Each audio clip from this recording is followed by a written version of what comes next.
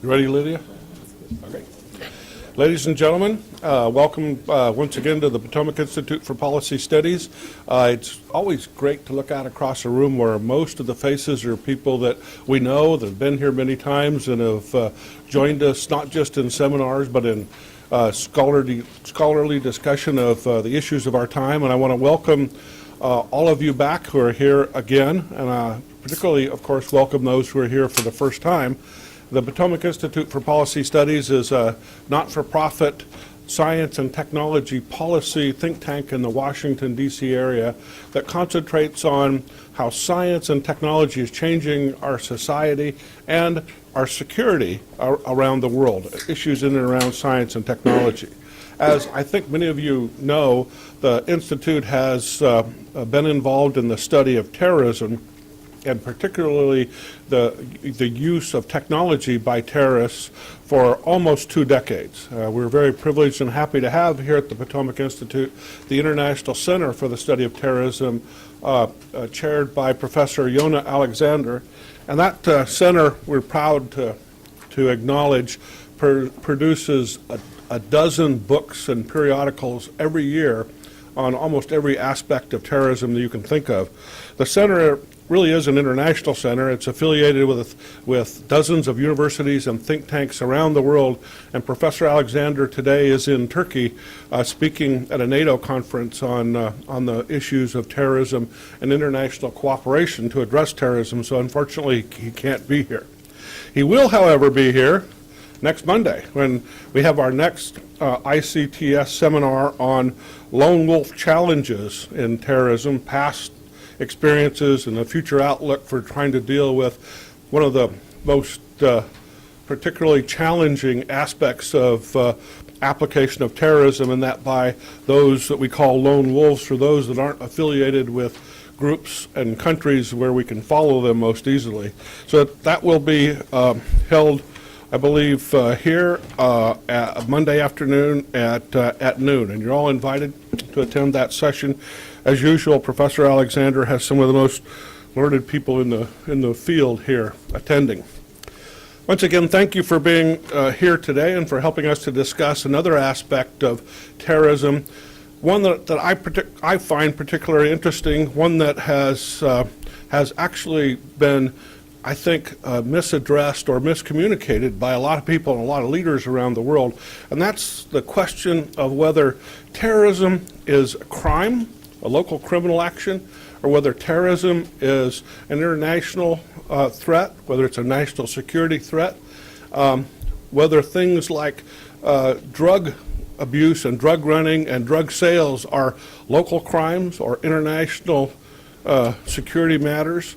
In truth, what we're going to try and make the point about today is that they're connected in such a way that it's impossible in the modern world to talk about something as a local, something like crime, gangs, and drugs as something local that's not connected to things like international terrorism.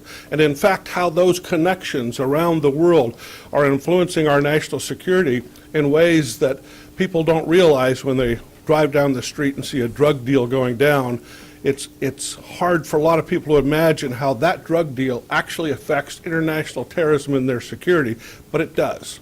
And we brought together today, I think, some of the world's experts to describe how law enforcement and national security has recognized this connection, what it means, and what we can do about it. So I think you'll find this a very fascinating session, one full of great information and communicated to you in an exciting way, because the speakers are all wonderful people with great backgrounds and know how to communicate in a very vivid way. I'd like to start this, I guess, at a more, Mark called it more of a strategic look to start. So we'll start with Anthony Placidio. Tony's been almost everything around this question in and around Washington, D.C. He's been the Assistant Administrator and Chief Intelligence Officer at the Drug Enforcement Administration, and in that regard has served as a senior officer in places like Mexico, Central America, where drug smuggling, drug running takes on a very international and particularly seedy and dangerous character. Tony didn't just serve in those places as part of the Drug Enforcement Administration. He served as the intelligence official in the Drug Enforcement Administration.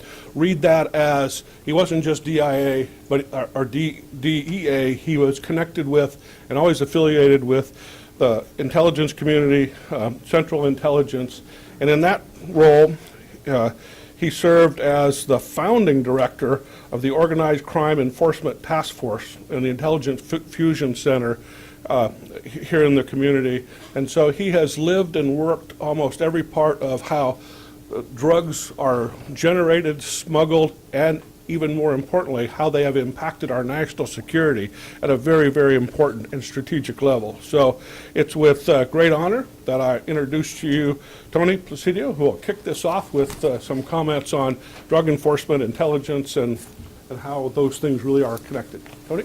Well, thank you very much for the very gracious invitation to speak and for the kind introduction. It's a real pleasure for me to be here and to connect with some old friends and to meet some new ones. This is a subject that's near and dear to my heart. I'm delighted to have the opportunity to chat with you for a little bit. My plan of attack here is to talk for maybe 15 or 20 minutes and then leave it open so that we can have a good dialogue and answer your questions. I'm quite capable of going on, and I'll try not to do that. So let me just warn you as we're going forward, for anybody sort of faint, I subscribe to the theory that a picture is worth 1,000 words, and I've got a few pictures in here that are graphic. There's no gratuitous, violence and graphics shown, but I think what I am showing here is to make a point, so I apologize for anybody who is a little squeamish. So let's just start, as Mark was saying, this convergence of crime and terrorism. And I think the first thing we have to do is baseline it and acknowledge the fact that there is no internationally recognized definition for terrorism. So if you go to the United Nations and you ask them what their definition of terrorism is, you won't get a definition. There are 10 criminal acts that constitute things that they would call terrorism, but it's a politically charged question, and what happens is in the international community, people don't want specific activities to be labeled as terrorism, and that becomes important, and we'll talk about that later. But think of in the context of one man's freedom fighter, somebody else's terrorist, and if you're sitting in the national, or you're sitting in the Security Council at the United Nations, or even in the General Assembly, and you're representing the Palestinian interests, you don't want that to be labeled as terrorism. So it's a very politically charged issue. But I think for our purposes, much like the definition of pornography, I know it when I see it. I think these 10 activities, and I won't read to you, but they do a reasonably good job of capturing what we're talking about, and hijacking, acts of violence against airports and so forth, taking of nuclear materials and bombings. So we intuitively understand what it is, even if there's not a universally accepted definition. And I think the last bullet on this slide is really important as well. I think Mark really put his finger right on the pulse of this issue when he talks about the convergence of crime and terrorism. And I would just make the point, I've heard it made many times before, I didn't invent this, but all crimes may not rise to the level of seriousness that we associate with terrorism, however you define that. But certainly all acts of terrorism are criminal offenses. And I think the importance of that, and I'll talk about this later in the presentation, really becomes critically important when you start talking about what kind of authorities you're going to use to deal with this problem. So, I said there were going to be a couple of graphic shots. Here's one of them, and I apologize for the squeamish. But what you see on the screen, the image is the head of a Mexican police officer impaled on a pike, much like you might think you'd see in medieval times. And so when we talk about terrorism or crime, one of the elements that they always associate with terrorism is that it is intended to, kill one but frighten 10,000. And it's intended to influence the government to take certain actions or not to take certain actions. And so I put this slide up to make the point that even in the United States, where we have less of the political context of, say, international organizations like the UN, we can't agree. I mean, I would make the argument that if Mexico had to mobilize 40,000 soldiers to control its country, and the drug criminals in that country are assassinating police and public officials and are deliberately using acts of violence in order to intimidate and coerce action, in this case, not the overthrow of the Mexican government, but to get the Fox and then Calderon administrations to back off, that you have some of the elements. Amanda, please. No worries at all. But you have some of the elements, I think, that might be construed as terrorism, and certainly this isn't something that's isolated to Mexico, but many other parts of the world, certainly Colombia with the FARC and the AUC and some of those organizations. Shining Path, colleague and I were just talking, you've had MRTA and the Shining Path in Peru when we were there in the late 80s, and Burma, the Wa United Army and the Shah United Army, and the Taliban and the HIG and other organizations. So this is it's a phenomenon that is happening all across the world. Now, if I was called, and I was called to discuss this previously, I would have said that really the primary difference between major international or transnational organized crime and terrorism was about motive, and that largely it was a distinction without a difference. I've come to change my view on that. I'll tell you and I'll explain why, but I think the basic construct is the same, though. So if I was whiteboarding here and I had a diagram, and I could, like a Venn diagram, I would say some of us in this room and around the world may view crime over here and terrorism over here, and the two do not overlap, and they're completely different things. Others may say that there's an overlap among those things. And this notion that it's a distinction without a difference really came from the fact that there were people, processes, and infrastructure that supported both of those that were in common. So whether you were a transnational criminal or a terrorist, you needed transportation infrastructure, you needed document forgers, you needed money launderers to launder the money. So there was this common infrastructure, and the way that you had to fight those organizations was very similar. And of course, there are a whole list of transnational crimes, a few of which are listed here. I'll certainly talk about many of them, but my real expertise is in the field of drug trafficking, so that's where my focus will be today. So, as I said, my previous view was it was a distinction that largely didn't make an important difference, but I think that has changed because of some of the special authorizations and tools and ways that we now approach these two crimes in different ways, and we'll talk about that momentarily. Speaking of which, so a U.S.-led coalition after 9/11 declared a global war on terrorism, and part of that was the authorized use of military force. We went from Iraq to Afghanistan, and now that authorization of military force is being used in Yemen and in Syria and in Somalia and other parts of the world. And I'm not taking a position one way or the other on that, but what I am saying is that the connectivity between that global war on terrorism has led to the extensive use, the most extensive use in history, of extrajudicial process. And that is the likes of expanded intelligence authorities to gather information, extraordinary renditions where people are captured and removed from countries without the normal judicial process, unilateral action where we're not coordinating with the countries, and in some cases, for those deserving folks who make the JPEL list, targeted killings where we forego the trial and, they are dispatched with a Hellfire missile somewhere. So the distinction without a difference has really changed because of the new and extraordinary authorities that attach themselves to things that we label as terrorism. And that makes it really important. Words are always important, but it makes it really important when we start talking about what is a terrorist, what is a terrorist act, what is a terrorist organization, and are they all the same?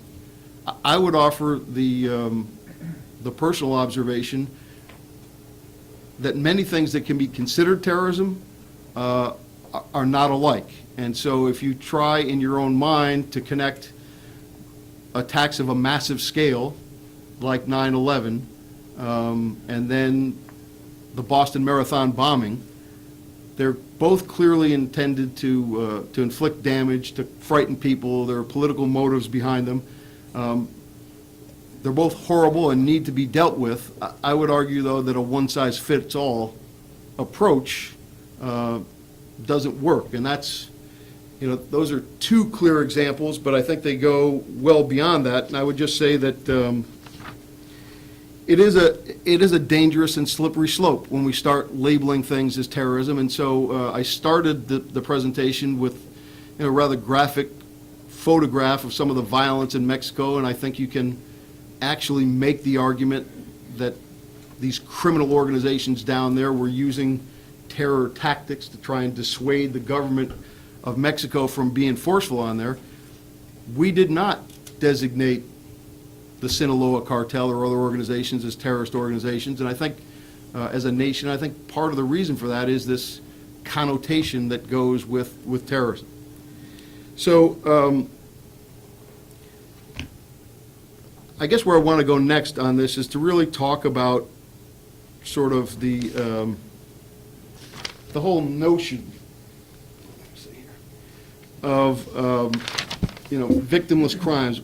Part of what was described here, is talking about gangs, and in some sense, we, our perceptions are affected by local life, and so we hear about legislation to legalize marijuana in certain states in the United States, and we talk about drug problems, and they're all, we think that we can manage them, and these are not major problems, and they don't really rise to the level of terrorism. So I have a different view on that, and by the numbers, 7% of the American public are admitted users of drugs.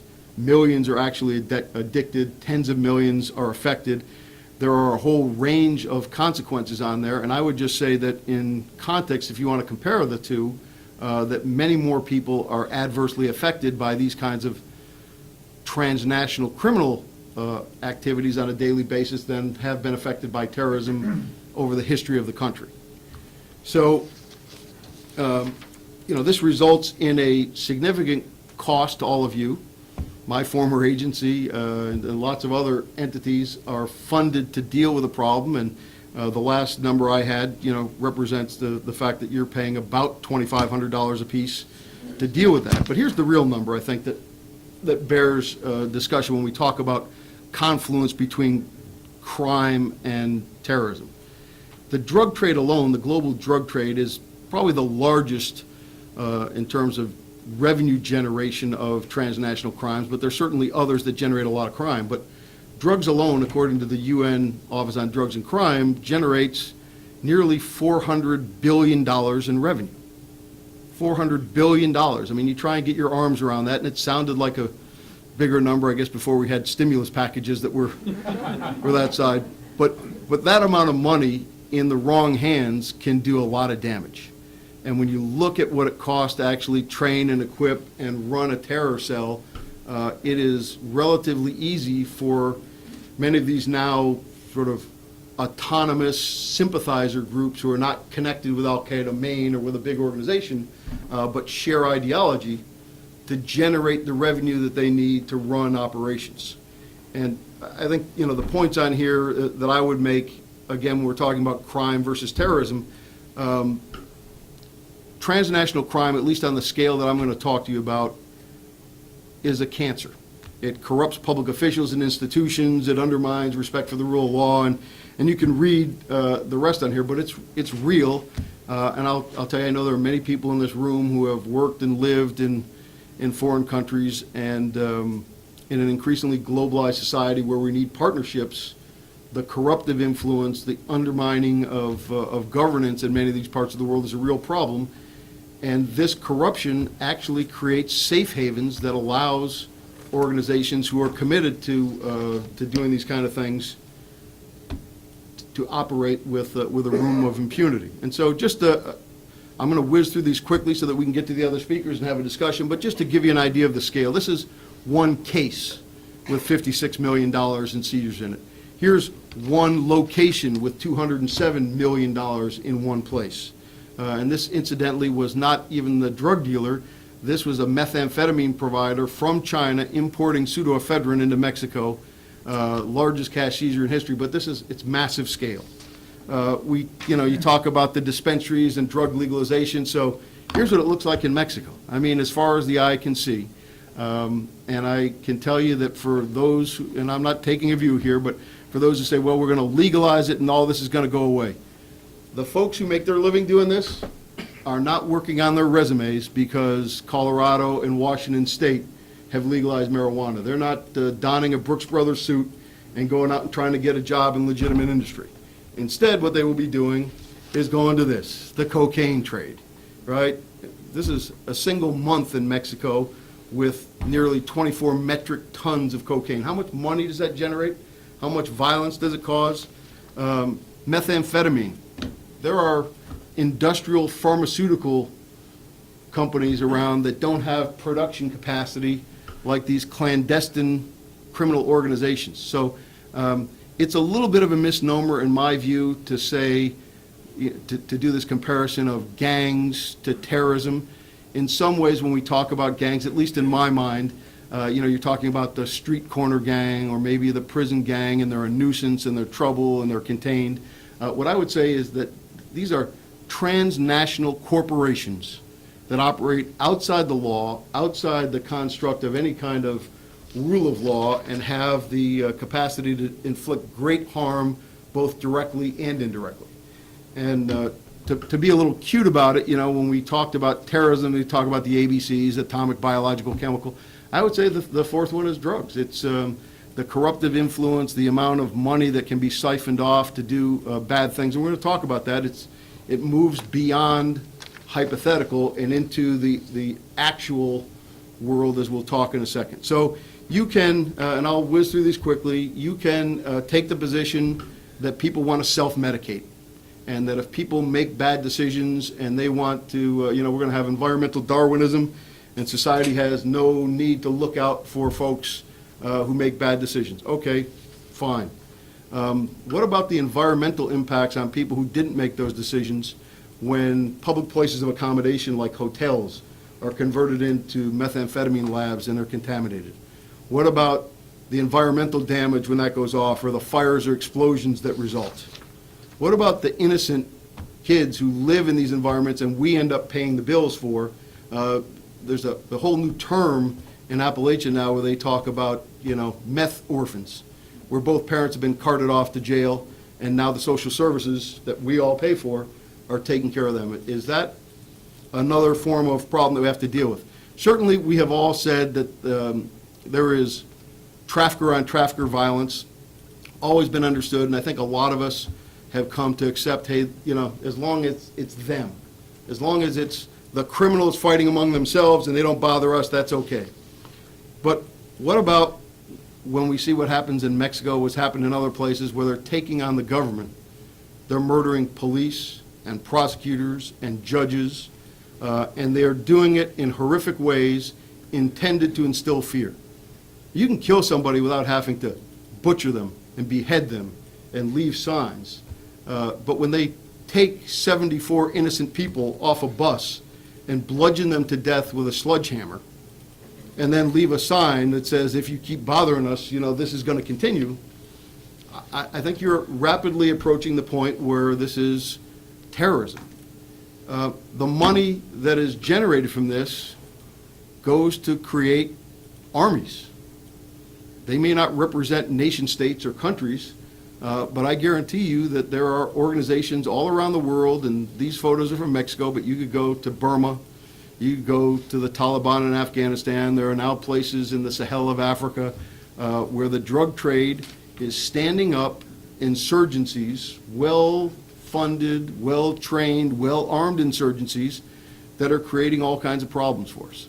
So it's very difficult to separate them. And so when you get beyond that, we're all worried. I think the worst case scenario when we talk about terrorism is a madman with a nuclear bomb, right? I mean, nobody wants a madman with massive capabilities to do damage. Well, the transnational crime group have already developed much of the infrastructure. What you see in some of these photos here is they have their own air forces. They've had their own navies for years, but now they've got fully submersible and semi-submersible vessels.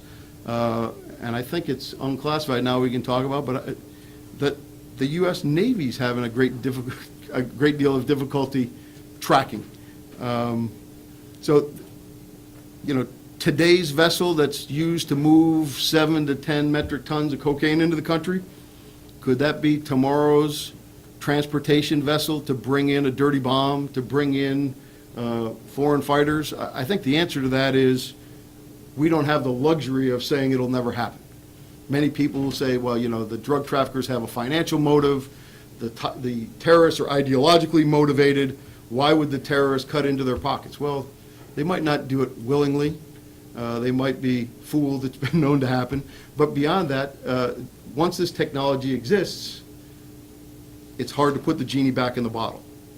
And so we talked about this before, but this to me is just something that I'm familiar with, and it makes the most compelling case. If you have to mobilize 40,000 military troops to deal with what is a crime problem, it's not an ordinary crime problem, right? Now, we may not need or want, it may not be desirable to put Predator drones overhead and start blasting these folks out of the sky, particularly in a place like Mexico. But all crimes are not the same, just as all terrorism is not the same.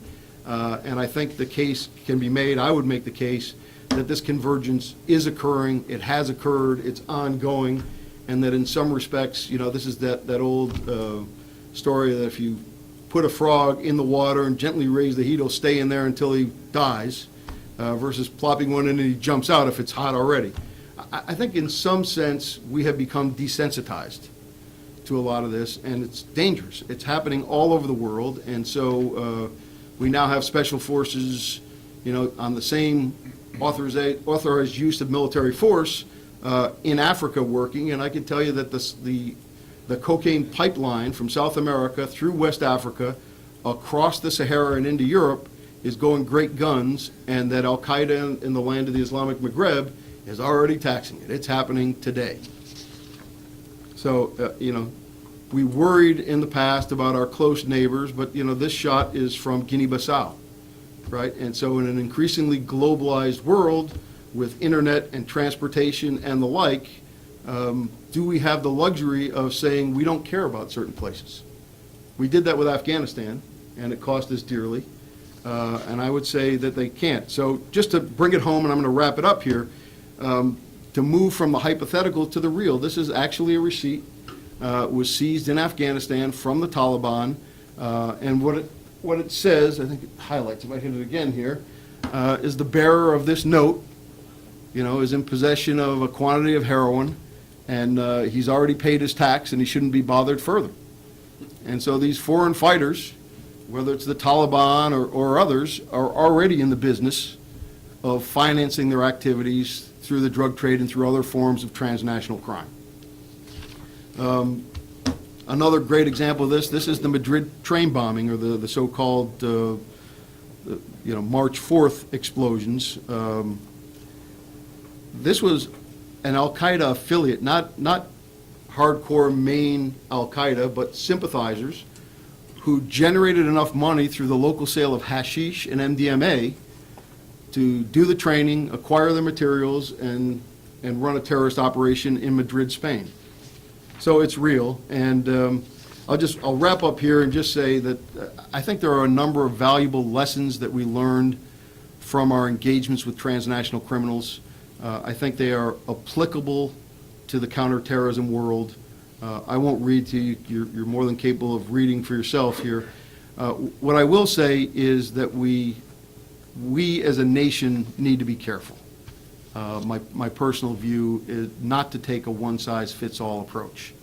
And that, yes, there are existential threats out there, and they need to be dealt with severely, and under certain circumstances, the use of extrajudicial process may be warranted. But that's not true, I think, of the garden variety criminal offense, and not every criminal offense, not every terrorism event rises to the same level. And so my final word on this before turning it over is, you know, my dad was a carpenter. Measure it twice, cut once. Once we start down that slope, we could be in big trouble. Thank you. Thank you. I knew we could count on Tony to kick it off with the right spirit today. Next time somebody questions whether criminal activity can be tied to terrorism, just bring up the vision of a police chief's head on a spike.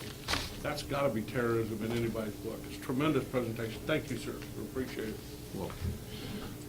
Let's turn to Dr. Vanda Felva-Brown, who's here from Brookings, and it is a great pleasure to have you here with us, a true academic who has studied these issues across the board for some time. She's a senior fellow at the Center for 21st Century Security and Intelligence and in Foreign Policy Program at the Brookings Institution. She's an expert in international internal conflict, non-traditional security threats, including insurgency, organized crime, urban violence, and illicit economies. She's done field work across the globe, from Asia to Burma to Mexico to Morocco to Somalia. And Dr. Felba-Brown has written and published more books and articles than I could read for the time that we have here to discuss this issue. So, as I said, it's a real honor to have with us such an established and recognized scholar in the field that we're discussing today. So it's my privilege to introduce you and look forward to your comments. Thank you very much. I must start with an apology for being late to you and also to my panelists. I wish I could say this was because I was tackling terrorists or criminals somewhere and not because of meltdown on Orange Line on the metro. But next time I'll have a better story and hopefully I won't be late.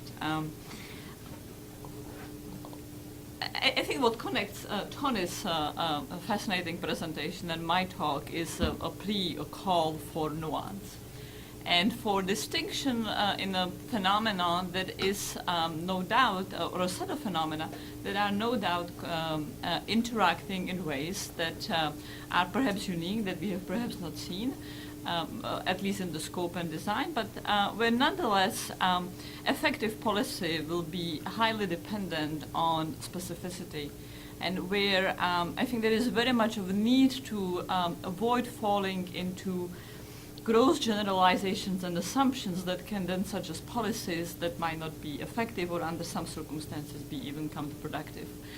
So it is very much in the spirit of calling for nuance and distinction and careful analysis, for careful specific analysis, that I will then violate the premise and start with some more general comments.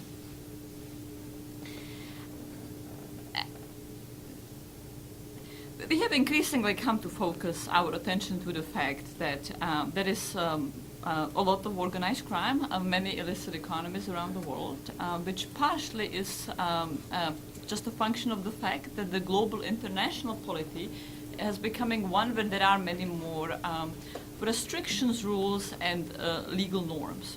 So Tony had worked for many years in counter-narcotics enforcement, and the drug regime has been around for a long time. But increasingly today there are illicit economies such as illegal logging. There are blood diamonds. There are more and more notions and understanding that commodities that might be legal but are only legal if their production or transportation follows a certain set of restrictions. And increasingly, there is a tendency to arbitrate and, in fact, make legal decisions at a global level, and a whole set of normative procedures and normative concepts that then generate illegality. So, to put it very bluntly, part of the reason why there is far more organized crime in the illicit economy is partially because there are many more laws.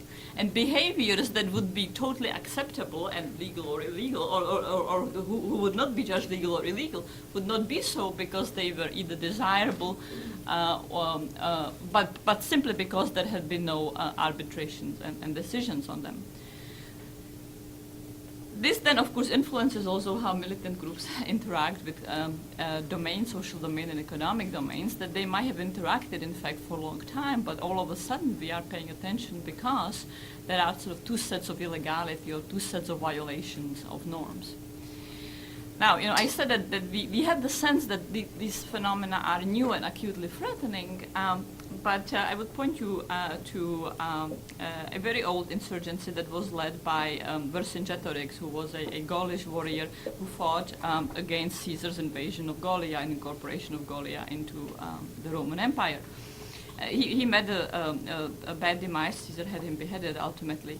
But during a large part of the wars in the Gaul, the Vercingetorix troops, the insurgents fighting against the empire, were financing it via the sales of a brandy that the Romans considered illegal. The Romans were very much into wine, and the particular brandy that the Gauls were drinking and financing and sponsoring was considered illicit drug. And the Romans were very frustrated by that and tried to deprive the Gauls of this source of financing, as well as prohibit the notion that there was a substance that was normatively and legally bad. And so, is it a precursor to the Taliban peddling in drugs? Perhaps. But so let me just emphasize that many things that seem new and acute are perhaps not as new. That does not necessarily mean that we should not be concerned about them. And then the question is, what kind of threats and in what ways does the nexus of organized crime, illicit economies, and militant activity, terrorism, pose to societies and states? Illicit economies of various sorts, such as the drug trade, pose obviously threats to rule of law, to law enforcement. They, whether it's police being assaulted at the level of Colombia in the 1980s, or Mexico with judges and prosecutors being killed, institutions being systematically either corrupted or assaulted to the level that the deterrence capacity of law enforcement collapses, or whether this is environmental threats that Tony also brought up in the destruction of forest ecosystems, resulting in desertification and creating some of the underlying conditions in the Sahel for militant activities by Boko Haram in northern Algeria and elsewhere by the Sahel. Illicit economies pose grave economic threats. They often generate difficult macroeconomic distortions that can prevent or at least undermine legal economic activity and systematically and increasingly privileged illegal economic activity. And in some cases, particularly when militant groups with the goal of destroying the state, taking over the state, manage to tap into these illicit economies, like the diamond trade in West Africa, or logging in Cambodia, or the drug trade in Colombia or Afghanistan, they can in fact come to pose very fundamental threat to the very survival of the state and the political order. But with all these threats, it is still the fact that hundreds of millions of people around the world sponsor, support illicit economies and consider them legitimate. So on the one hand, there are these big threats posed by illicit economies. They are illegal, but they are not illegitimate. And it is, in fact, this paradox that is at the core of why devising effective policies can be excruciatingly challenging. And the reason why these illicit economies, with all the threats and all the problems they generate, are still nonetheless legitimate with hundreds of millions of people around the world, is because these hundreds of millions of people around the world often are fundamentally dependent on the illicit economy for access, for provision of human security. And so the paradox and difficulty of the 20th century and the 21st century is one where the security of states and institutions might be fundamentally inconsistent, if not altogether antagonistic, with human security of vast populations for which the state and the global system is nominally to provide. So to stick with the Afghan example, there is a good reason, or sad reason, not normatively good, but there is a reason why there is so much pop in Afghanistan, and has there been for the past 20 years, even if this year's numbers are very high. And the reason is that much of the economic activity of the country is dependent on opium poppy production. Fundamentally, much of the rural population still needs to cultivate opium poppy, not simply to make income, but also to get access to microcredit, without which they cannot access medicines, they cannot make it through the winter, they don't have enough land often to be able to generate enough economic income without having to borrow. Opium poppy often only access to microcredit. Opium poppy is often the only access to rent land, because landowners will not rent land unless you pay back in opium. So there's a whole set of structural reasons where where human security is a function of participating in an illegal economic activity. And this reality then also means that militant groups or criminal groups that participate in these illegal activities, if they are clever enough, can get a lot of what I call in my work political capital. Essentially acceptance and enough legitimacy from the population that the population is willing to prefer them or tolerate them enough not to cooperate with the state in that destruction. And it is particularly the case if the state is deeply deficient in addressing not just the very socioeconomic issue, socioeconomic survival, but a whole variety of other public goods that a state should provide, at least the way we conceptualize state coming out of the Western tradition. And so whether it's groups like the Taliban or the FARC, militant groups that come to participate in illicit economies, or mafia groups like the Sicilian Mafia, the clever ones learned that by sponsoring the illicit economy and regulating the illicit economy and using profits from the illicit economy to provide some socioeconomic handouts, some regulation of public goods, they get a lot of political support. And they can entrench their survival in a way that would be completely elusive to them otherwise. And so the really clever criminals, like, for example, the PCC in Sao Paulo, or the Comando Vermelho in Rio de Janeiro, even come to regulate the level of violence that is pervaded on the street. Now you can say that is yet another paradox, where, excuse me, so I'm not only late, but now my cell phone is also going off in my presentation, obviously. This is not my day. So this Comando Vermelho calling that I am being unfair to them. So the really clever groups like Comando Vermelho will, yes, of course, be the source of violence. They will be engaged in fighting with rival groups. But they also regulate how much other forms of criminality takes place, often acting against rapes, often acting against murders, setting rules that the state should be setting and enforcing in a way where the state is absent.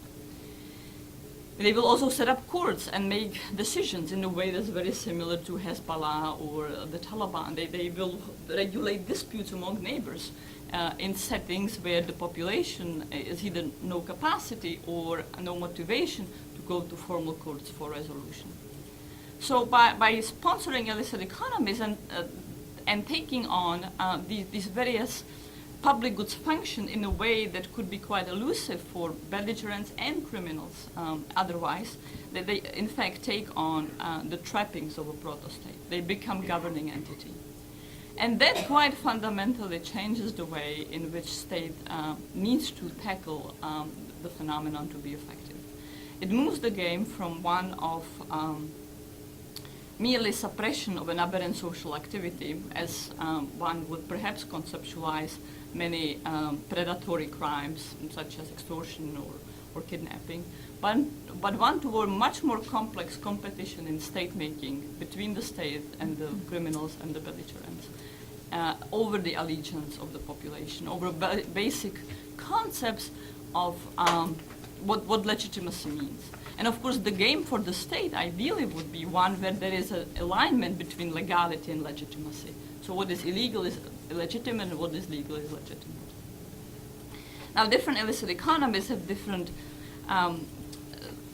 factors, different structural factors that influence just how much political capital belligerents can obtain from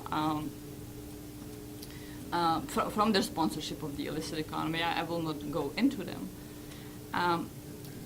Let me posit, however, then, if you take the premise that in many settings it's not simply about policing and law enforcement in the classic sense, but one moves into a far more delicate and complex game over essentially the allegiance of the population, then there is a whole other set of factors that needs to become part of the toolkit for policy makers. Policing, or in some cases military activity against insurgencies or terrorist groups, is indispensable. It's a crucial part. However, it might often need to be supplemented by other approaches, socioeconomic approaches, so that one breaks the economic dependence of populations on illegal economies.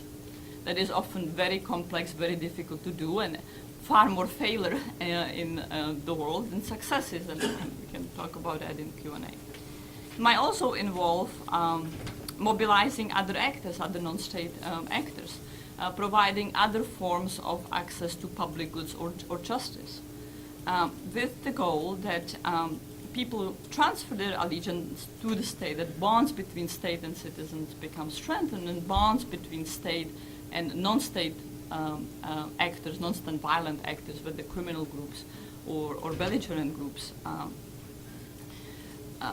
weaken. In the 1990s, emerging in the 1990s, there was much both academic and later on even policy thinking and adoption of policy notions that militant groups have essentially become criminals. And so we would hear often that the FARC is no longer an insurgent group or a political entity, it's now just a criminal group because it participates in the drug trade. People would make similar comments about the Taliban in the late 1990s, when the Taliban was full force engaging with opium poppy cultivation. And in many ways, I think that these, this view was quite a bit of oversimplification and overstatement of what was happening. Certainly, many militant groups who came to full force participate in illicit economies would nonetheless retain both ideologies and very clear political agendas. And many a militant group in the past would have members who were in it simply for the money, whether they were mercenary, and others who were in it for some sort of ideological commitment. And then people would say, and the difference between them is that they have now become criminals because they don't have any political effects. And I think here was the second part of the problem, of assuming that if the primary motivation is money, that doesn't have political implication. And I would argue that what is a more political act than controlling bullets and money on the street? If you are the Sinaloa cartel and you decide, you determine how much violence takes place in a territory, and you make income for 20% of the population in the state available, are you not the political actor? You might not have an ideology, your goal might not be to topple the state, but you certainly want to shape how the population relates to you. Do they provide intelligence to the police or not? And you want to also shape how the police, politicians, and judges behave to you. And so it might be that it was not so much that we overestimated the political grievances of insurgent groups, but that we have really underestimated the political effects of organized crime groups. Now, that said, I also do not believe that they have merged into one monolith and that today there is no distinction between the two and that the pirates in Somalia are identical to, off of Somalia, are identical to Boko Haram in Nigeria. Or that the Taliban is equivalent to the Zetas. Yes, they might engage in brutality and they use media to communicate signals. They engage in political signaling as well as other signaling. But I would still argue that there are fundamental differences between these groups. And that in fact policies that treat them as identical and that always seek to target both through the same means will bring us to worse outcomes. And that we will inadvertently push these groups together in ways where they might be in some ways natural enemies. They might be exploiting in some cases the same tactics, they might be learning from each other, there might be contingent effects taking place, and even sometimes cooperation. But this tactical cooperation might be far from any long-lasting love. And the marriages of convenience, to the extent that they emerge at all, might very easily unravel, and the divorces might be far more common than the marriage staying together. And so we need to design policies to actively encourage the separation, distance, and the infighting between the entities rather than pushing them together. In some cases, it might involve just very careful geographic design of policies. We stick with the Somalia example, where the Shabab for many years did not participate in piracy, in fact opposed piracy. But it was not simply something they were very much interested in engage with. But increasingly, the defeats of Shabab in Kismayo, between Kismayo and Mogadishu, have pushed Shabab into Puntland. At the same time as we have created these semi-official militias that operate on land in Puntland to attack the pirate safe havens on land. And the outcome of these double pressures has been that for the first time really over the past, I would say, year and a half, 2 years, the pirates and Shabab operate in the same territory, face external enemies, and perhaps are developing more cooperation than was the case 4 or 5 years ago. I mean, there's still a difference between the pirates and the Shabab, but it was policies, the way they were designed, that pushed them together, at least physically, and might be pushing them together into more cooperation. And on the opposite side, we have many examples where careful targeting patterns, careful signaling, in some cases devil's deals between the state and the criminal groups resulted in taking on militant groups. So I would very much urge against treating them as one monolith and believing that under all circumstances we have to target all of them carefully and instead think about what are the organized crime groups that are most likely to fall in bed with the most dangerous terrorists. How do we keep them apart physically? How do we encourage friction? How do we eliminate one, perhaps in order to prevent access? How do we pit them against each other? That also means engaging, I think, thinking about law enforcement very much as a signaling mechanism to organized crime groups. It is often alleged that since they are interested in making money, profit, they will engage in any kind of behavior. I don't think that's the case at all. In fact, much of what law enforcement does domestically is shaping the behavior of organized crime groups. And there are vast differences in how violent, for example, organized crime groups are. There is as much drug trafficking in East Southeast Asia as there is in the Americas, yet the murder rates in Southeast Asia are akin to murder rates in Western Europe. They are somewhere between Western Europe and the US, very low murder rates. It's a lot of drug trafficking and it is a lot of very non-violent drug trafficking. In striking difference to the increasing patterns of brutality and violence we see in Latin America. Now, we can debate of why you have different sources. I would posit that one of the important differences is that organized crime groups in East Asia, Southeast Asia, have different perceptions of the role of state and their power vis-a-vis the state and law enforcement institutions. That might not last forever, but in some ways the political management of organized crime group there has been far more effective than the political management of criminality in Latin America. And the ideal setting, of course, would be the one that we have in Western Europe or the United States, where there is fear and authority lies with law enforcement, with police. And so you want to peddle drugs, fine, that's bad, you will be targeted, but you want to do it behind closed doors, you don't want to be very violent, and there is no need to murder the neighbor. And if you do that, you will face the preponderance of law enforcement action. And similarly, we can be signaling to organized crime groups that, you engage in organized crime, that's bad, we'll go after you. You play with Al-Qaeda, well, all holds are off, and you will really face the preponderance of organized crime. You can, and in fact, this signaling and sometimes explicit messaging takes place in many settings where there are rules of what is tolerable criminal behavior and what is absolutely intolerable criminal behavior. And it's the groups that don't learn, for whatever reason, that needs to be the first targets and the important demonstration of facts. So with that, let me provocatively close on suggesting that in many transaction crimes, like drug trafficking as opposed to predatory crimes, and especially transaction crimes with non-depletable resources like drugs, where suppression will often lead simply to displacement and balloon effects, perhaps an important goal of law enforcement should be to make good criminals. Now, what do I mean by making good criminals? Well, I mean essentially four things in this setting. One is, and let me start with that one, criminals who don't play with terrorists.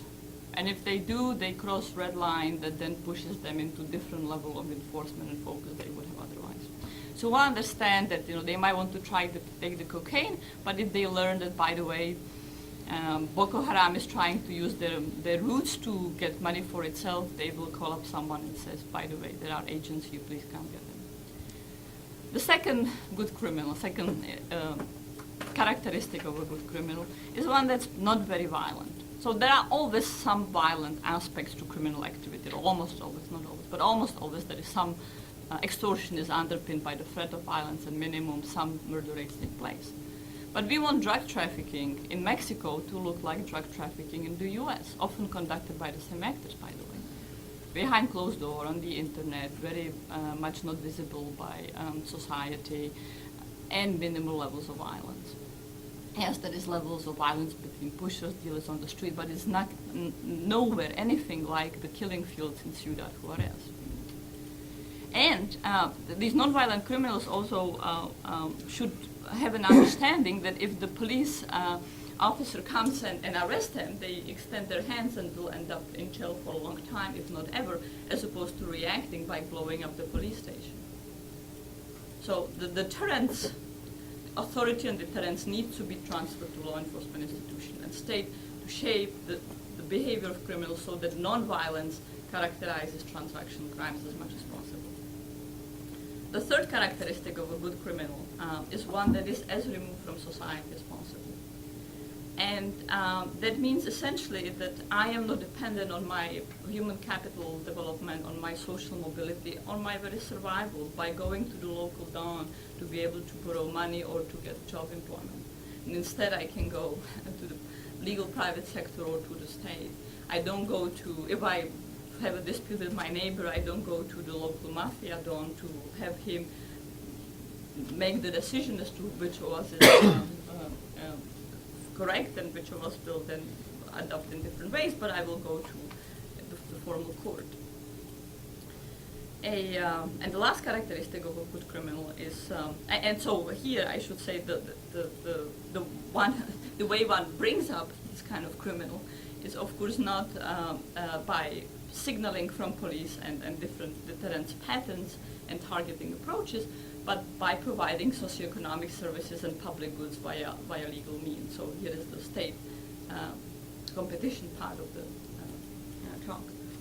And the final characteristic of a good criminal is one who doesn't have much capacity to corrupt institutions. There will always be that individuals are corrupt, but we don't want to be in the situation where entire political elected bodies, as well as entire judicial law enforcement institutions or institutions of economic arbitrage are beholden to either criminals or are wholesale corrupt and beholden to political actors who control criminality in the neighborhood.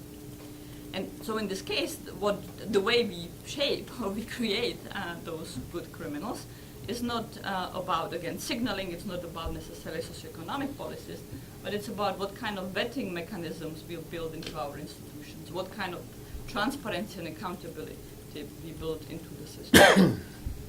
Now, achieving something like that, which I somewhat facetiously call making good criminals, is differently possible in different settings. And different baselines might enable these policies to materialize more quickly than others. If the baseline is one where the state, to start with, is one of a mafia bazaar, where political competition has always been about issuing exceptions from law enforcement to one's patronage group and one's clique, and where crime was about sorghum long before it was about drugs. Achieving those desired outcomes will take much longer and much more robust policies and much more complex social and political changes than if the baseline is one of an essential alignment between legality and legitimacy, and where the state is the principal provider of public goods, perhaps not throughout all territory, but at least in core territories. Let me leave it at that. I'm sure that was provocative enough, and look forward to your questions.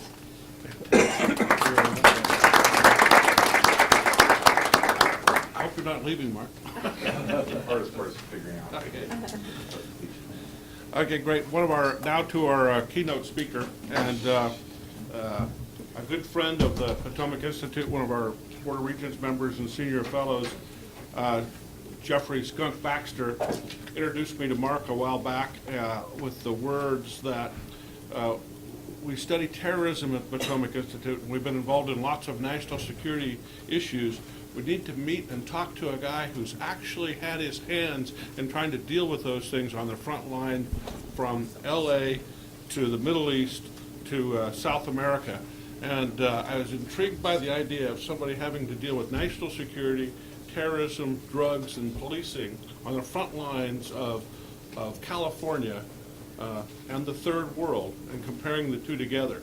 We met with Mark a number of months ago and had a long-ranging discussion about gangs, drugs, terrorism, international affairs, and it was clear that we needed a forum like this. We needed a forum where we could bring together people who had dealt with this issue at the strategic level, which is what Tony talked about here before, all of the insidious national security impacts of that, and very graphically, by the way, too.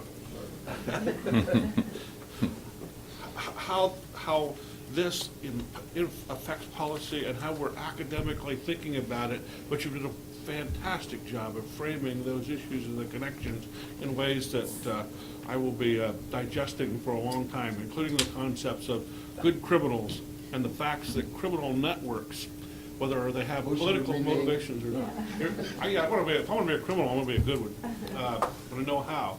But criminal networks, even if they don't have political motivations, have political impacts and effects. It's very profound and it's very important, I think, in these discussions. So thank you very much. Mark is the Assistant Chief of Police in San Diego Harbor. He's been in law enforcement for decades. He's a 16-year veteran of the Los Angeles Police Department. Along with that long career in policing, he's been a reserve in the United States Marine Corps. He's a lieutenant colonel who has seen duty in Thailand, Kosovo, Bolivia, and Iraq. And in all of those places, his job was helping to create order, maintain order, or bring order to situations that involved insurgencies, crime, and in ways that are hard for Americans to often imagine. He is also an academic. He has a master's degree in public administration from California State University, but he's also been a Fulbright scholar and a Fulbright Police Fellow in Great Britain, where he had the great opportunity to work with the Pakistani communities that actually produced the 7/7 bombings not too long ago. So he brings to the table an experience in the military, in national security, in law enforcement internationally, and law enforcement locally, along with direct experience working to harness gangs and drug trafficking in California. So it's a great pleasure to introduce my friend Mark Stainbrook. Thanks, sir. Well, I'd like to thank Mike and Patrick for getting me out here. I think academically challenged would be more the term to use.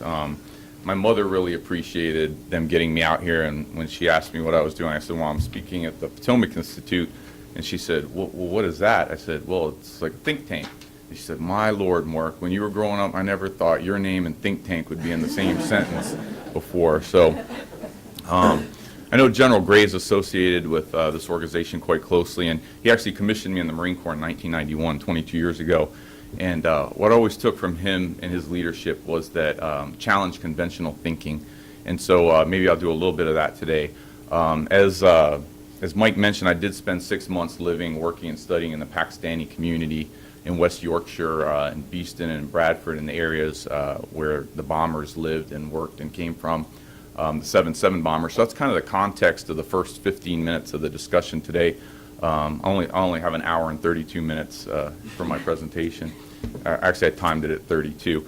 But, of course, on that day, 52 Britons were killed and 700 wounded. It's been described as their 9/11, and they mentally and emotionally, psychologically, had a big impact on the folks in the United Kingdom, mainly because it was some of their own. It wasn't people that came from outside the country to conduct the bombing, but it was 3 young British guys, just normal soccer playing, rugby playing, cricket playing young men, and 3 of them were from the Pakistani community, from the diaspora, and of course Jermaine Lindsay was a convert of Jamaican descent from the what they would say the Afro-Caribbean diaspora.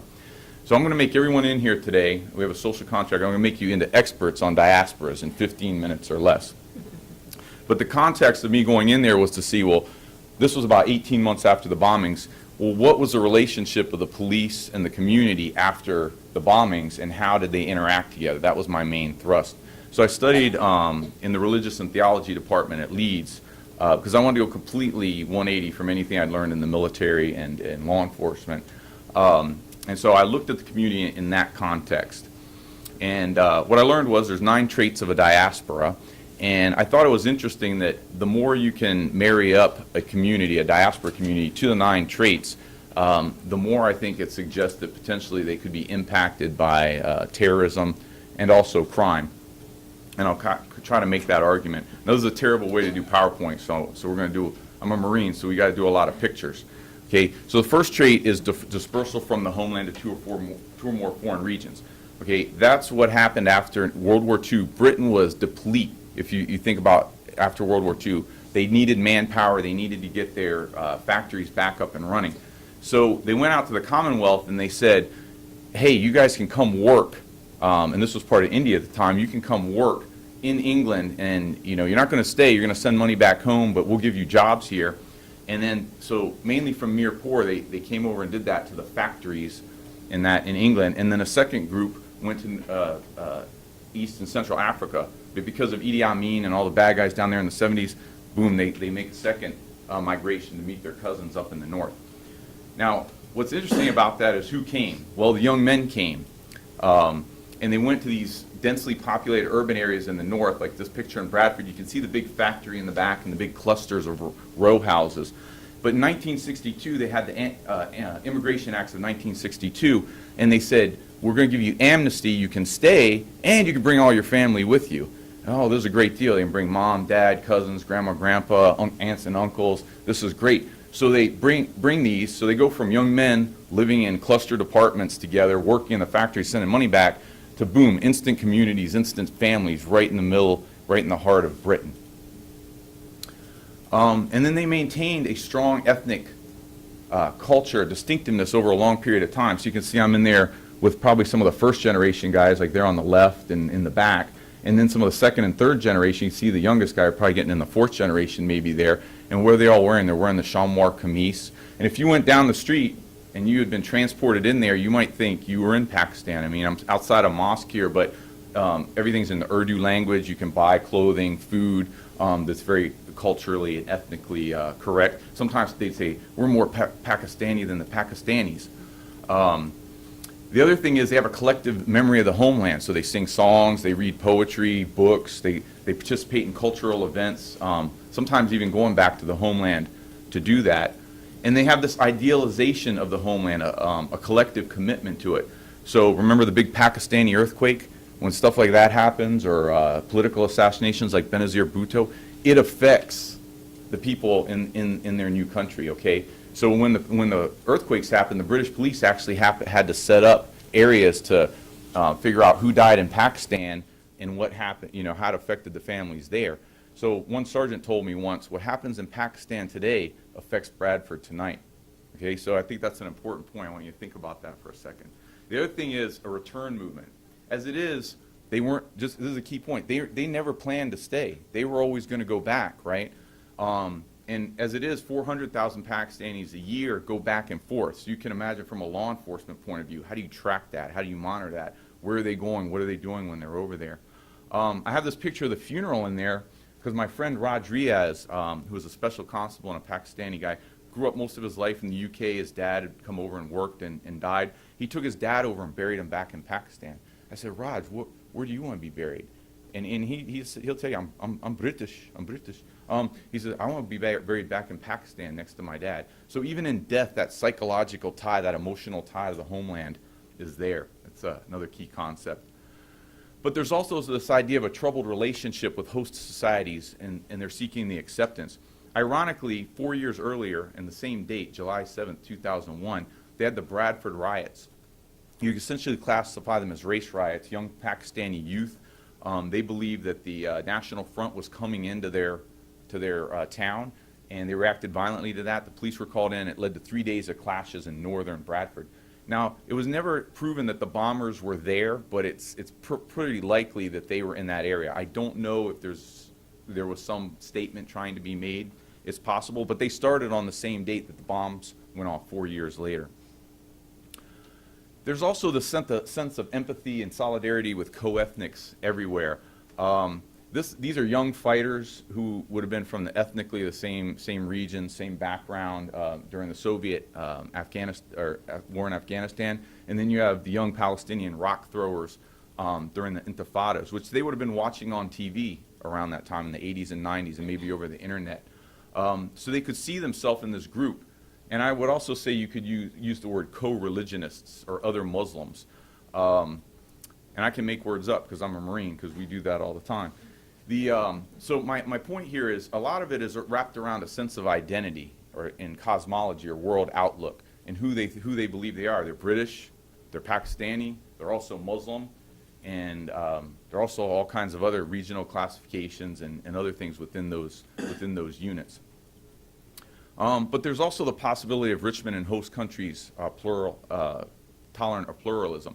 And so, although socioeconomically, and I can prove through studies, they're the least educated group and the least doing so well economically, they really have done well compared to their brethren back in Pakistan. And they send a lot of money back there and actually prop up some of the economy back in Pakistan. But this is the interesting thing to me, this is fascinating. What was happening during the time when they came over as this group and started these brand new communities? Well, in the 60s and 70s, think about air transportation. It was a lot faster and a lot cheaper. So say, like, compared to the Russian Jewish diaspora to the U.S. in the 1800s, they couldn't get back to Russia all the time, right? It took weeks or months by ship. Now they can fly back and forth all the time. It really made the world that much smaller.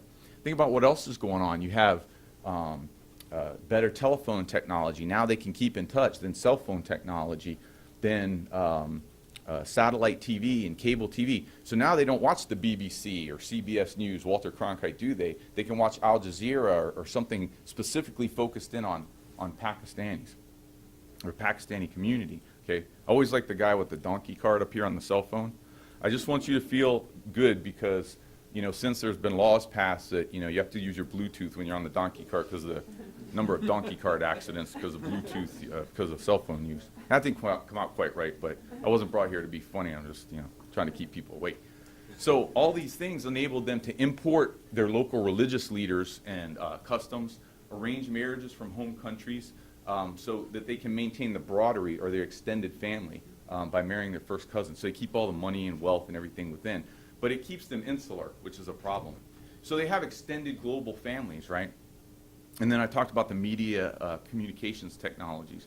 And then also the ability to use Western Union or other methods. I mean, they may had to have taken couriers back with cash in the early days, but now they could use Western Union and prop up the economies back home. So what happens is the first generation recreates their community in Pakistan, and then they maintain that link. And then you can imagine the second and third generations caught between these two dynamic worlds. One which is very conservative Muslim, where you don't drink, you're not supposed to smoke or use drugs or go out partying, and in this British, pub culture and soccer playing and hooliganism and all that stuff. And so they're under pressure from both. And the part about bringing in religious scholars, that's really interesting to me too, because when they bring in the religious scholar from the village, it's somebody that doesn't speak English too well, and the kids don't speak Urdu too well, and trying to translate the Quran from Arabic into Urdu and then into English, and there's a lot lost in translation. So what I noted is recruiters can come in with this really, really politicized form of Islam that they want to impart on a young mind, and because they're not getting it from their own imam, so it makes it tough on the young kids. So kind of a key point here is that with transnationalism and globalization, what's going on in the world during the time that this community is growing, like we grow as people, they're growing as a community. Think about some of the things going on. The Soviet invasion of Afghanistan, like I said, ethnically similar peoples. Salman Rushdie's Satanic Verses, right? Then closely followed by the Gulf War in '91, which they said, here's the West killing Muslims. Then the Intifadas in Israel, where they're watching young Palestinians just like themselves out on the street fighting police. Then quickly followed by 9/11, the war in Iraq and Afghanistan, and the 7/7 bombings, for example. So what you have is this diaspora community. I'm going to drive the camera lady crazy. You have this diaspora community here, and you have all these pressures. You have religious and cultural pressures, like the first cousin marriages. That's not a religious thing in Islam, but the first generation will say, "Oh, you have to marry your cousin. That's our religion." It's not religion; it's culture. But sometimes it gets confused. Then they have government pressures, like they have the Anti-Terrorism Act there, but that's similar to the Patriot Act here. So it puts pressure on the community. Then you got the media, how Muslims are portrayed in the media. And then community pressure, internal and external. Because even within Islam and even within the Pakistani communities, for example, there's the Barelwi sect and then the Deobandi sect, and they have internal struggles oftentimes. So you kind of see the pressures there listed, and you got this British Bobby walking the beat. And look at all the different ethnicities, East African, Southeast Asian, Arab, and he's walking a local beat, right? Global, local, another made-up word, local. He's walking a local beat, this British Bobby.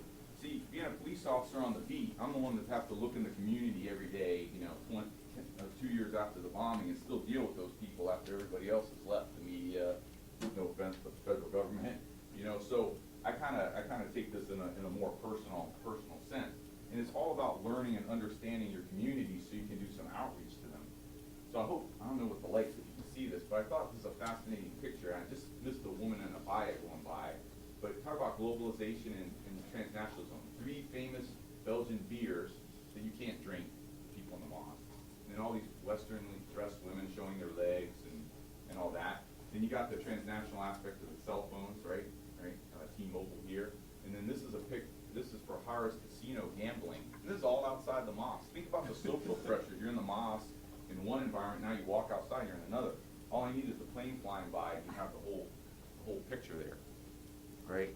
So what I came to find was, if you can imagine these communities, a diaspora community, where globalization and transnationalism is in effect, and then they're linked to an unstable homeland as it is, with Al-Qaeda influence or maybe radical Shia causes, think think Lebanese diaspora to the U.S., and they're insular in their language, culture, and ethnic makeup, and they have these conflicts of identity.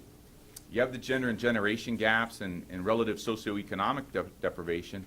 Well, what you have is, this idea, which I think is really dangerous, real or perceived discrimination that is linked to Muslim causes globally. Now, as a cop in LA, I pulled over people, and they would say stuff like, "You're just pulling me over because I'm X," right? Okay. But they would say, I'm not kidding, I go up to the car with the British police, and they'd say, "You're just pulling me over because I'm Muslim. This is what you do to Muslims." Like, wow, that's something. I mean, they're really seeing themselves in this global context of the West versus Muslims. So, I, of course, am not saying that any community, I'm not saying that they support terrorism or support crime or any of that. What I'm saying is you have in a diaspora community the potential for support, and it ranges from moral, social, to monetary, logistic, to a potential pool of recruits to operational support.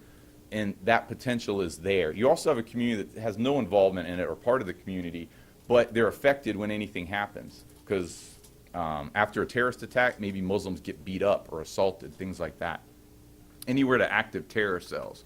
And of course, so we know that there is some of that support. I don't know if you all saw that there was just identified a Briton of Palestinian descent was just killed in Syria, fighting for one of the rebel factions against the government. So he was able to make his way all the way to Syria. And that's not unusual. Some of them made their way to Bosnia in the 1990s. They made their way to Afghanistan and Pakistan more recently, including the seven bombers, 2 of them who went to Pakistan.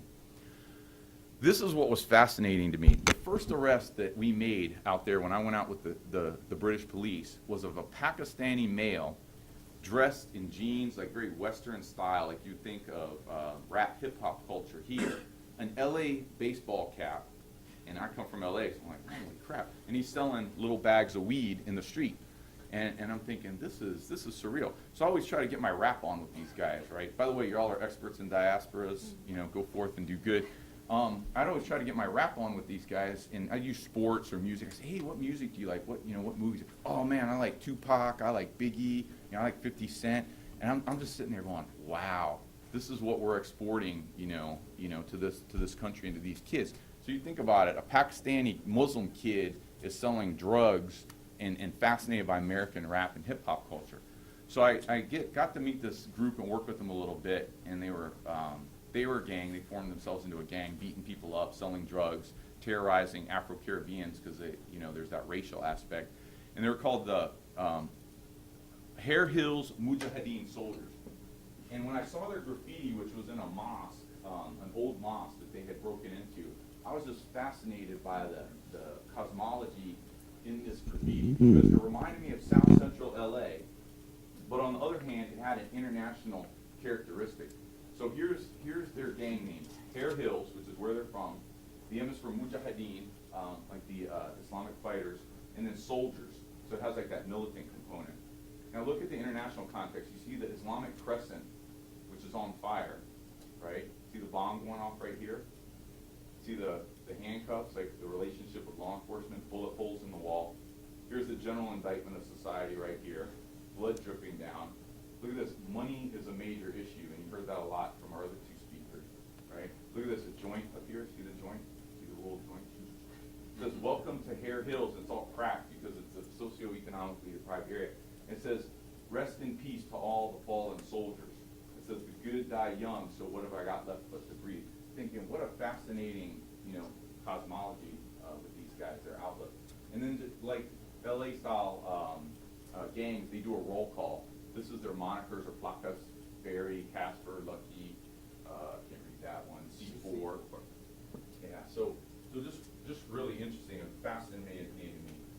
There's 2 videos I don't have time to show you today, but if you look up a video called Dirty Kuffar, and you look it up on YouTube, you'd be fascinated by the influence of hip-hop culture into what's absolutely a video promoting jihad. And I'm talking about the bad jihad, not the good jihad. So when I came back to LA and I started looking at, I worked gangs for 7 years and I worked counterterrorism for 5 years, I started looking at some of the aspects between gangs and terrorism. And I just want to say it's not no different. If you saw the movie Gangs in New York, it's based on this 1928 book by Herbert Asbury. I'd recommend it because it really talks about the Irish diaspora and the experience of gangs. It talks about influencing politics and eventually some of them becoming Fenians and supporting the IRA, which has gone on till much more recently. It's no different. So I'm not just saying this is Muslim communities. I'm not just saying any of that. I don't want to give that impression. But what concerned me is gangsters are heavily armed. They're very tactical. They learn to be street soldiers, and they're very resourceful. You can see this is sewn on there or attached on there to catch brass. And what worried me was the potential for groups like the Mujahideen Hair Hill Soldiers to be recruited by people who wanted them to do bad things. Now, in LA or California, excuse me, this is the definition of a gang. And we use that because we go after the gangs with this. If we can show that they're in a gang, we use that to what they call step the gang, and it gives them higher sentences when we actually get them. But that's not much different. You could put terrorist activity down there and it would be almost the same definition as terrorism. And why? Because gangs are in popular culture. I'll be at Disneyland with my family and there'll be a gang family behind me. It's just in LA and in California, that's normal. But because of television and movies and the rap industry, and they love 50 Cent right now. They say, man, his life is like my life, especially in the UK. And then games like Grand Theft Auto, it's in our popular culture. It's embedded in our popular culture. So Kathleen O'Toole, who was a former Boston commissioner, and I had to do a presentation at IACP a couple years ago. We kind of came up with this list, because she was in it with the inspector, Garda Inspectorate, came up with this list of why people join gangs. It's also why people join the Marine Corps, isn't it? Like camaraderie, respect, identity, you want to make some money, have some money to go out, excitement, it's social, it's protection. But the main thing, it's about drugs and money, because drugs equals money. Money, you need guns to protect what you got. So gangsters are basically in it for the money. What I worry about is that small percentage that get an ideological or religious justification to what they're doing. And we have gangs forming in LA now. One, the Black Rider Liberation Party, all former gang members that are going toward, they're like a Marxist, Leninist type group, but they're fiddling with all kinds of ideology. It's kind of nerve-wracking right now. Also in LA, you had the JIS case, the Jamaat Islami Sahih, which was black prison converts, and they were enemies on the street, but they came together as converts, and they were attacking. They were basically going after gas stations, robbing them, but they had planned to target Jewish and military institutions like recruiting stations in LA. Very close to executing on their plan. I often thought the implications of globalization and transnationalism on diasporas is very similar to that on gangs. This picture of the plane is us deporting people back to their home country. Well, I remember working MS in the 1990s in Rampart, and I'd love to deport those guys. I'd go turn them over to CBP when I got them, and they committed a felony crime, and they'd ship them out of the country. But what was I actually doing? Or what were we actually doing? We were transporting them back to El Salvador, and what did they do?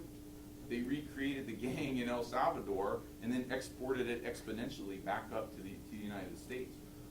They've also figured out different ways to use technology in furtherance of the gang and to communicate, etc. I just want to run through a couple examples of American gangs with international reach, and just give you a couple of reasons why I thought they were interesting. When I got back from the UK, we started noticing young Somali men started disappearing out of Minneapolis, and it turns out they were going back to Somalia. Now, the primary reason for this was nationalism. They were convinced by recruiters, and some were gang members, and some were college educated or kids going to school. They were convinced to go back and fight against the Ethiopian invasion in 2006. But some of them, because of that nationalistic pride, eventually got formed into Al-Shabaab. They went to Al-Shabaab, and Al-Shabaab eventually got connected with East African Al-Qaeda. So, I don't know, they say the number's 40, 60, 80. So like I said, it's a very small number, but it's a little scary because some of them are well-trained street gang members. When when they came in the 80s and 90s, think about that Pakistani context. It was scary to me how well it matched up. They were fleeing a home country, an unstable country, with Al-Qaeda connections. They didn't really want to necessarily leave or come to the United States. They took a circuitous route, like through Kenya, and sometimes through Central America or Mexico, where they got political asylum. So they never really wanted to be here. When they got here, they didn't fit in with the ambient culture. They tried to join African American gangs and were rejected, but they had so many of their own, they could form their own gangs, primarily based on what clan they were. And sometimes they would take on aspects of Crip or Blood gangs, so they would kind of take what they liked from American gang culture. And they're very active in drug trafficking, human sex trafficking. We just got a caught case, two of my guys, about 2 weeks ago. So caught coming over from the UK that I'm sure came from somewhere in the Middle East or the Horn of Africa. Another interesting one here was one of my first cases when I went to San Diego PD or Harbor Police was a Somali from North Carolina came and met a Somali from San Diego. The Somali from North Carolina had been previous U.S. military, 10 years, scout sniper, and they met with two Hispanics who were doing a drug deal, two Hispanic gang members who were connected to the cartel south of the border. I think these are the things, this is a prime example of what Tony and Vanda were mentioning. How odd is that? You know, it's national, it's between states, it's international, just connections and networks that you may not have seen like 10 years ago. So you can see some of their international reach. I don't know how I'm doing on time, I'll wrap this up pretty quick. Mara Salvatrucha, again, another diaspora community from El Salvador, came to the United States, had to band together for protection. Quite a few of them had military training, which is still indicative of how they run their gangs. But we, like I said, we deported them, and then they come back even stronger. And now you even have them here in Northern Virginia, as I understand it, quite heavily. And they run a lot of their stuff out of the prisons.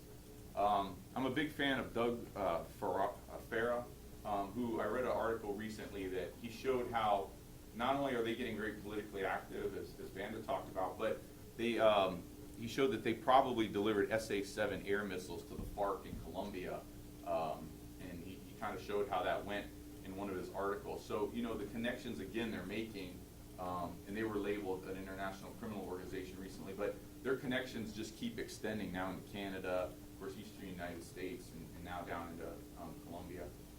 18th Street's one of the biggest gangs in LA. I dealt with these guys a lot.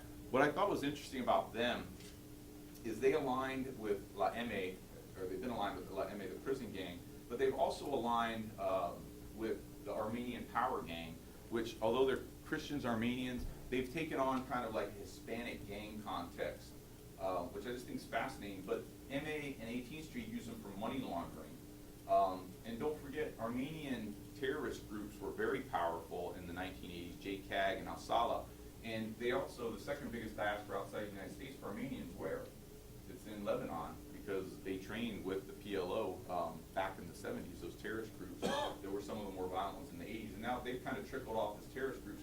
But just the international connections, the ability that brings these connections with these gangs, these loose networks, I think's fascinating. Lebanese criminal gangs, same thing, a diaspora, fled the Civil War. They mix in very well with Hispanic communities. You've probably heard about Bell. You know, the Soleil family in Bell is hugely intermixed with the Hispanic community, and they basically run that city. Some of their international connections. And then this one was just interesting. Right before I left LA, there was a Afghan family gang. They identified themselves as Pashtun, but they were taking on characteristics of American street gangs. They were doing like jacking cars, stealing cars, things like that. So it's just kind of interesting, the influence on this, again, second generation here. So kind of the commonalities, again, diaspora communities, they band initially together for protection. They typically have a return movement to their unstable homeland, whether it's forced or unforced.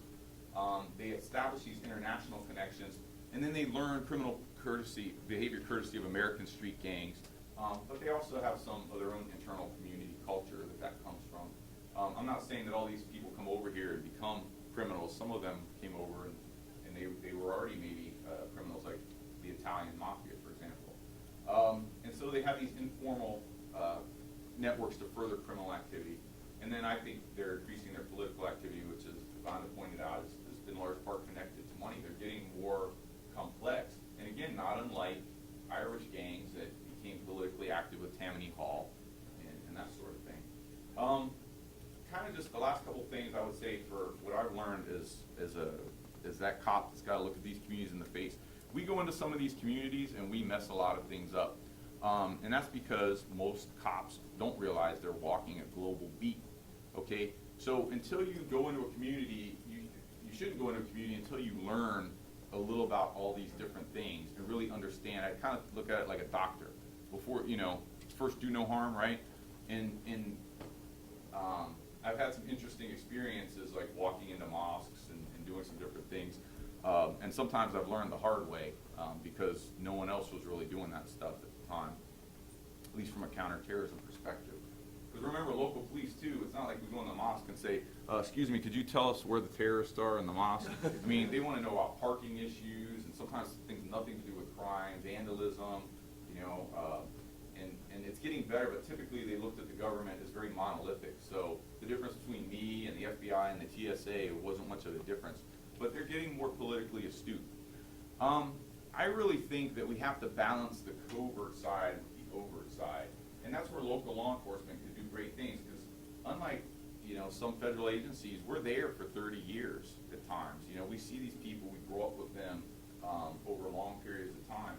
And so local police are great for going into communities and really getting to know people, because honestly in diaspora communities, because they are insular in the first couple of generations until you get them to integrate with the ambient society, they're the ones that are going to tell you that something's wrong. For the brothers from Boston, Chechen diaspora, they disrupted mosque services, okay? And that's an indication that somebody's radicalizing. Good relationships in those mosques, maybe somebody would have told the local officers, hey, you got to look at these two guys, they're bad news. That's where you're going to get your information. That's community feedback. That information eventually can be intelligence. But you do have to integrate your overt and covert methods. So the goal for law enforcement, hey, it's long-term prevention, not detection. We want to integrate these communities and weave them into the fabric of America. So we have to implement community-based policing strategies, which what I call a counterterrorism perspective at times. But that's not the only thing. You can't just focus on that. But promote common American values, empower the community, get them engaged in things. So the first time you're showing up isn't when there's a terrorist attack, because that's one of their complaints. Yeah, you only show up when there's a terrorist attack. What about all the rest of the stuff you need it for? And then think of every officer as a first preventer. So that's my story. Sticking to it. Tell my mom I've done good. All right, nobody fell asleep. That's always encouraging. All right, thank you very much. Excellent.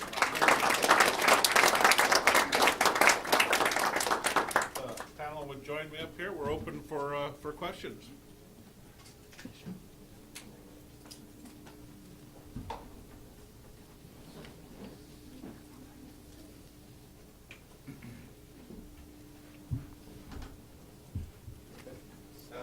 I wonder if you could address the situation in Singapore.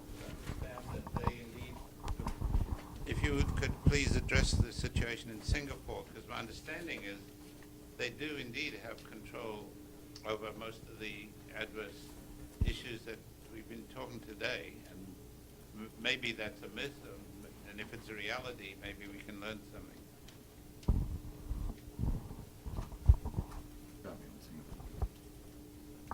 I can give it a bit of a shot. I certainly cannot claim that I am an expert on Singapore or have deeply studied it, though I have had some interaction with the country and law enforcement community there.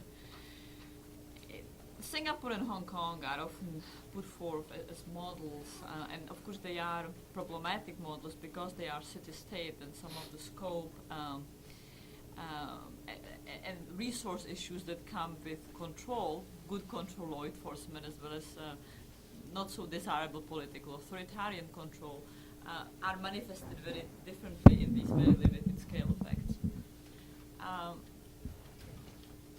I think both Hong Kong and Singapore come in the context of a long, deep relationship in Southeast Asia between criminality and political life, and the use of criminal gangs for political purposes, whether this is delivery of votes, not unlike Tammany Hall, or extortion of contributions to political parties.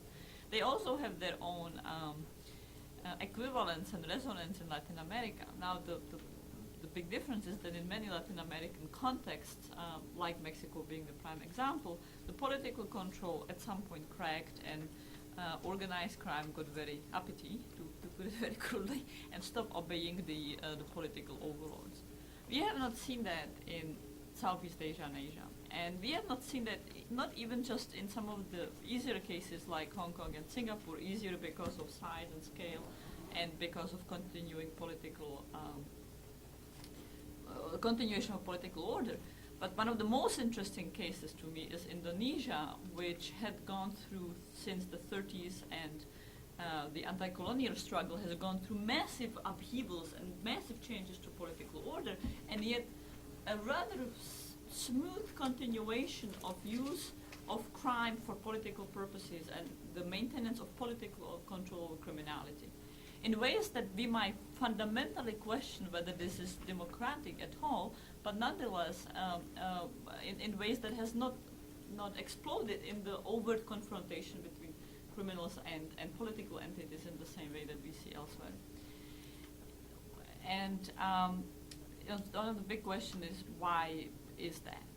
Is it because law enforcement institutions, even as they are heavily politicized and perhaps not democratic, have nonetheless been very effective? Is it because of some cultural predilections, even in places like Japan, the way the Yakuza behaves toward the political regime is very different than other political entities behave? Now, the interesting thing that's happening is that all of a sudden, not so much Singapore, but particularly Malaysia, is discovering that there is a big crime wave going on, or what they believe is a big crime wave. For the Latins, this would be minuscule levels, but for them, it's a big difference. All of a sudden, there is much more visible extortion, there are greater murder rates, there are more visible robberies, and there is a sense that the order is breaking, and that law enforcement is no longer effective, that the political management is no longer effective. And we are waiting to see how institutions will react, what will happen, whether policies will change, and whether we will see anything other than quite ethnically based responses by law enforcement that could be very problematic. Particularly in Malaysia, there's still big discrimination between the Malay groups, the Chinese group, and some of the other minorities, and very unequal access to political power and economic power.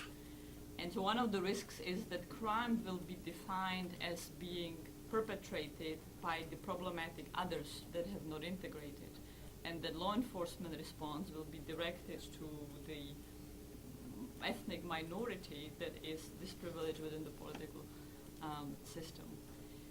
So it's interesting turmoil, perhaps, in some of the Southeast Asian countries that have had such very different experience with manifestations of crime than, say, Latin America. Could I just add on for a second, and I'll offer a caveat before that. I am not an expert on Singapore. We have an office there. We work there. But my point would be